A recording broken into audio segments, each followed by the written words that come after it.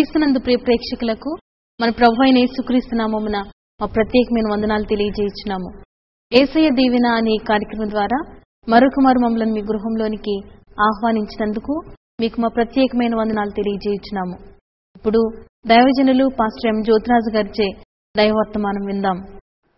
క్రీస్తునందు ప్రియ దేవుని బిడ్డలారా, మన ప్రభు అయిన యేసుక్రీస్తు నామమున మరొకసారి మీ అందరికీ హృదయపూర్వకమైన వందనాలు తెలియజేస్తున్నాను. దేవుని యొక్క కృపను బట్టి మీరు మీ కుటుంబాలు దేవుని యొక్క సన్నిధిలో దినదినం సంతోషముతో ఆనందముతో ముందుకు కొనసాగుతున్నాయని ప్రభువును బట్టి నేను నమ్ముచు మిమ్మల్ని బట్టి దేవునికి స్తోత్రాలు చెల్లిస్తున్నాను. నిజమే, దేవుని పిల్లలంగా మనం ఎప్పుడు సంతోషంగా ఉండాలి, ఆనందంగా ఉండాలి, వాటమితో ఉండకూడదు, గెలుపొందే వారంగా ఉండాలి. ఇది నిశ్చయంగా మన పట్ల దేవుని యొక్క చిత్తం. కనుక ఈ రోజున ఇంకా ఎవరైనా వాటమి స్థితిలో ఉంటే ఈ రోజున మీ కొరకు ఒక ముఖ్యమైన సందేశాన్ని అందించడానికి నేను ఇష్టపడుతున్నాను. అదేమిటంటే, మనందరికీ బాగా తెలిసినటువంటి పాఠ్య భాగం 1 సమూయేలు గ్రంథం 17వ అధ్యాయంలో దావీదు గొల్యాతును సంహరించినటువంటి ఒక సన్నివేశం మనందరికీ బాగా తెలిసింది. కనుక ఈరోజు ఈ మాటను మీకు జ్ఞాపకం చేస్తూ ఎందుచేత ఈ విషయాన్ని నేను మీతో చెప్పాలనుకుంటున్నానంటే, ఒకవేళ కుటుంబాల్లో ఇంకా ఎవరైనా గొల్యాతు లాంటి సమస్యలు అంటే అర్థం చేసుకోండి, గొల్యాతు చిన్న విషయం కాదు. గొల్యాతు ఒక కేక పెడుతుంటే ఇశ్రాయేలును బడిన రాజ్యమే పారిపోతుంది అక్కడ పరిస్థితి అది. కనుక కొన్ని సమస్యలు మన ఇంట్లో వచ్చే సమస్యలు ఎలాగుంటాయంటే పెద్ద సమస్యగా మన మీదకి వచ్చి అదొక గొల్యాతులా. జాగ్రత్తగా గమనించండి, గొల్యాతు యొక్క వివరణ బైబిల్లో 17వ అధ్యాయము 4వ వచనం నుండి చెప్తాడు కదా. గొల్యాతు చాలా బలశూరుడు, అతడు 6 మూరల జానుడు ఎత్తుగలిగిన మనిషి అని రాయబడి ఉంది. మన ఎత్తు ఎంతో తెలుసా అంటే, మనకి ఎవరి చేత్తో వాళ్ళు గొలుసుకుంటే 3 మూరల జానుడు ఉంటాం మనం. అలాంటిది 6 మూరల జానుడు అంటే ఆలోచన చేయండి. అంటే మనము 3 మూరల జానుడు అయితే, ఆయన 6 మూరల జానుడు అయితే మనం ఏ రీతిగా చూడాలి? చాలా తలగై పైకెత్తి చూడవలసినటువంటి పరిస్థితి అనమాట. అంతేకాదు, అతడు ధరించిన యుద్ధ వస్త్రాలు గాని కవచాలు గాని మనం లెక్క పెడుతున్నప్పుడు 50 కేజీల బరువు కలిగినటువంటి యుద్ధ కవచాన్ని ధరించి, ఏమంటే నేతనేసే వారి దగ్గర ఉండే దోణి లాంటి పెద్ద ఈటె పట్టుకొని, ఆ ఈటె కొనే 6 కేజీలు బరువు అంత ఉందట.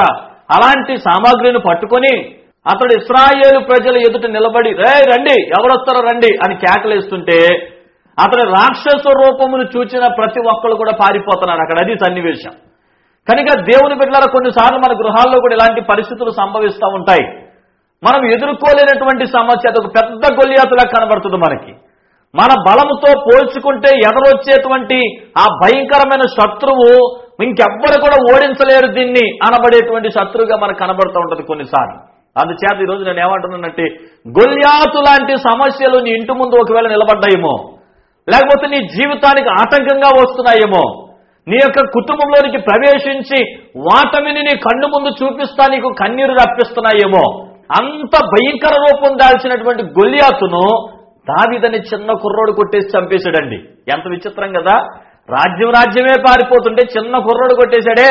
నిజమేనండి, ఇది ఆలోచన చేస్తున్నప్పుడు దేవుని బిడ్డలారా, ఇదిగో దేవునికి వ్యతిరేకముగా ఉన్నటువంటివి ఎంత పెద్దవైననో వాటిని సంహరించడానికి చిన్న బాలుడైనా చాలు. అయితే ఆ చిన్న బాలునిలో మనం కనుగొనవలసిన కొన్ని అంశాలున్నాయి.